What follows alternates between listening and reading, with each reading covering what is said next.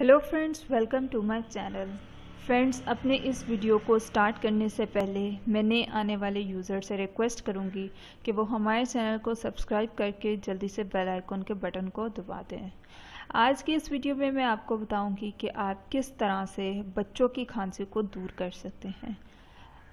आप इससे सिर्फ बच्चों की खांसी को ही नहीं बल्कि हर एज के लोगों की खांसी को दूर कर सकते हैं। आज की रेमेडी बहुत ही ज़्यादा इफ़ेक्टिव है, इसको हर कोई यूज़ कर सकता है और ये आपकी हर तरह की खांसी को दूर कर देगी। सो दोस्तों, चलते हैं अपने इंग्रेडिएंट्स की तरफ। आपको जो इंग्रेडिएंट्स चाहिए हैं खांसी को दूर करने के लिए वो है 1 प्याली ऑयल। देन आपने उसमें कुछ लहसुन के जवे ऐड करने हैं। फिर आपने उसमें थोड़ी सी अजवाइन के दानों को ऐड कर देना है। अब आप इसको बहुत ही अच्छी तरह पकाएंगे। इतना पकाएंगे कि लहसुन के जवे जो हैं वो काले हो जाएं, इतने काले हो जाएं कि वो जले जले महसूस हों। फिर आपने ऑयल को ठंडा होने के लिए रख देना है। जब ऑयल ठंडा हो जाए तो फिर आपने इसको छान लेना है।